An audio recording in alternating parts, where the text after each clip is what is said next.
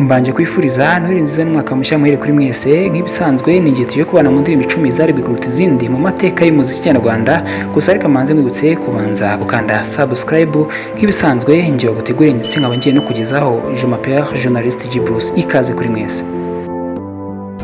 Munyemere mpere ku mwanya wa 10 n'indirimbo ya gospel cyangwa se kuramya Imana, n'indirimbo yitwa Holy Spirit ya Meddy yasohotse mu mwaka wa 2013, yebwa n'abarenga 15,046,571. Ni imwe mu ndirimbo zatumye Meddy akundwa karava, dore ko ari imwe mu ndirimbo yasohoye mu bihe bya mbere by'ubuhanzi. Reka mbareke gato muyirebe, ndaje twerekeze ku mwanya wa 9. Holy Spirit, be my friend all the time.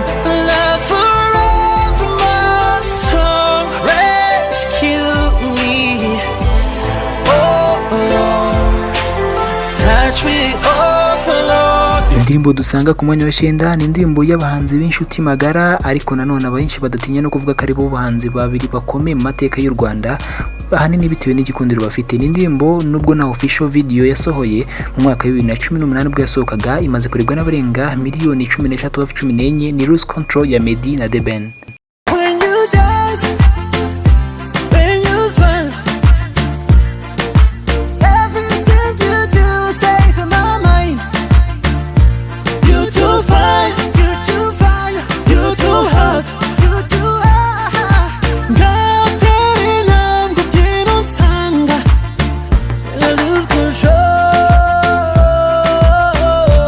Indirimbo dusanga ku mwanya 8 niyo ndirimbo yubakiye amateka Itaye Iwacu Bruce Melody, uvanyemo izo yakoranye n'abandi bahanzi bizwi nka collaboration.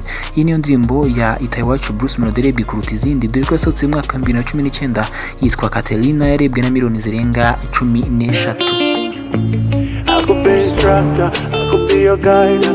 Ku mwanya wa 7 tukiri kuri Bruce Melody, umwaka ushize rero 2023 yahujwe na producer Element akaba n'umuhanzi ndetse na Loskana, bakora collab batatu, yahembwe nk'indirimbo y'umwaka 2023 yitwa Fou de Toi, imaze kuregwa na miliyoni zirenga 20, yasohotse umwaka ushize 2023 kwezi kwa gatanu ku itariki ya 29.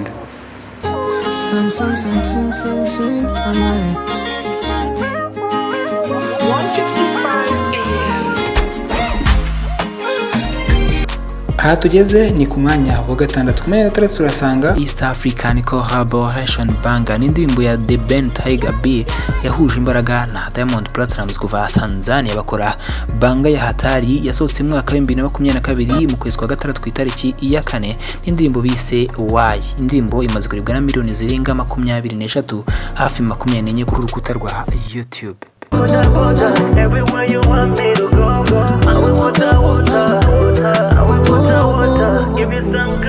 Mbere yuko mugezaho top 5 indirimbo zakunze kuruta izindi mateka y'umuziki nyarwanda, reka manze mwibutse kwanda subscribe kuri utarayikanda kugira ngo documentaire nziza nk'izi ziye zikugeraho mu buryo bukoroheye. Munyemere nekeze ku mwanya wa 5. Ku mwanya wa 5 turasanga indirimbo Ngabo Yubahwe Meddy yatuye umugore we Mimi Imehera, n'indirimbo yasohotse mu kwezi kwa 7 ni nyuma y'amezi 2 yuko bakoze ubukwe na Mimi Imehera, ubukwe bwabereye Dallas Texas mu gihugu cya Amerika. N'indirimbo yamutuye yita My Voice, imaze kurebwa na miliyoni zirenga 41,700 birengaho. My Voice ya Meddy niyo ndirimbo dusanga ku mwanya wa 5. Ndaje twerekeze ku mwanya wa 4. You trust me better than I trust myself. I just wanna give you love. Ku mwanya wa 4 turasanga indi ndirimbo igaragaramo Meddy, gusa iyi ni collaboration yahuye n'umuhanzi wo muri Kenya yitwa Otile Brown, bakora indirimbo nziza cyane yitwa Dusuma. Otile Brown so bwa mbere akoranye n'umuhanzi wo mu Rwanda, kuko umwaka w'ubanjirije yarakoranye indirimbo yakunzwe na benshi yitwaga Can Get Enough, yarafatanije na The Ben. Gusa yahuyemo na Meddy yasohotse mu mwaka wa 2020, imaze kuregwa n'abarenga miliyoni 41 n'abarenga 972. Otile Brown aretse no gukora indirimbo ayita Ndagukunda, nyamara n'umuhanzi kuva Kenya. Ni kimwe mu bigaragaza ko uyu Otile Brown yanyuzwe n'umuziki wo mu Rwanda. Dusuma ya Meddy na Otile Brown turisanga ku mwanya wa 4. Ndaje twinjire muri top 3. Give me love, you give me love, yeah. Dusuma, one time for my baby love, yeah. Dusuma, yeah, yeah, yeah. munyemere twinjiye muri top 3 indirimbo zakunzwe mu mateka mu muziki nyarwanda tubifashijwemo na korali Ambassador of Christ. Icyo wamenya uvanyemo Meddy na Israel Mbonyi, aba nibo bahanzi ba gatatu nyarwanda bakurikirwa kuruta abandi ku rukuta rwa YouTube. Indirimbo yasohotse mu mwaka wa 2017 imaze kurebwa n'abarenga miliyoni 21 yitwa Nimekupenda Yesu, ni ya korali Ambassador of Christ. Nimepata yote, nimekupata Bwana, sitahitaji tena. Wewe ndiwe hitaji langu, ngombe yangu na mwamba, tegemeo langu katika hali zote. Indirimbo dusanga ku mwanya wa kabiri ni indirimbo ibaye ya gatatu muri top 10 indirimbo zakunzwe mu mateka y'umuziki nyarwanda. Ni indirimbo yitwa Ni Nasiri ya Israel Mbonyi. Icyo wamenya kuri Mbonyi, niyo muhanzi wa mbere ukurikirwa kuruta abandi ku rukuta rwa YouTube, dore ko akurikirwa n'abarenga miliyoni 56,000. Israel Mbonyi indirimbo ikaba yarasohotse mu mwaka wa 2023. Indirimbo imaze kurebwa n'abarenga miliyoni 38,683 n'abantu 507. Niyo ndirimbo dusanga ku mwanya wa kabiri ni Nasiri ya Israel Mbonyi. Ndaje turebera hamwe indirimbo ya mbere mu mateka y'umuziki nyarwanda yarebwe kuruta izindi. N'ibisanzwe na cyari journalist G Bruce.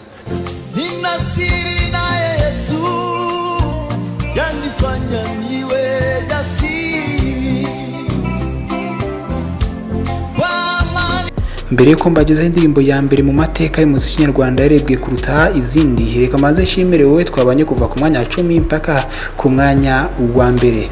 Naho indi gahunda reka dusubire mu minsi mike cyane mbagezaho video ya nyuma yaranze uyu mwaka 2024. Banza kandi subscribe utarayikanda kugira ngo video izakugeraho mu ba mbere. Ku mwanya wa mbere turasanga indirimbo yaciye uduhigo tugiye dutandukanye. Ni indirimbo ya Ngabo Jebel Meddy uzwi nka Meddy. Indirimbo yasohotse mu mwaka wa 2017 imaze kurebwa n'abarenga miliyoni 9,255 n'abantu 837. Iyi ndirimbo ikaba ifite like 569. Byumve neza, usibye DJ Diamond Platinum, Sukari ya Zuchu, nta yindi ndirimbo nimwe y'umuhanzi wo muri East Africa yarebwe kuruta izindi. Ari indirimbo ihuriyeho n'umuhanzi umwe gusa, atari collaboration. Ikaba ibaye n'indirimbo ya kane mu ndirimbo 10 zarebwe mateka y'umuziki nyarwanda igaragayemo umuhanzi Meddy. Reka ngushimire rero twakomeje kubana kuva ku mwanya wa 10 mpaka ku mwanya wa mbere. Kamusigiremo Slowly by Meddy at number 1. Ibe byiza kuri mwese. Je m'appelle journaliste G Bruce. Ciao ciao, hasta la vista. I might lose my mind.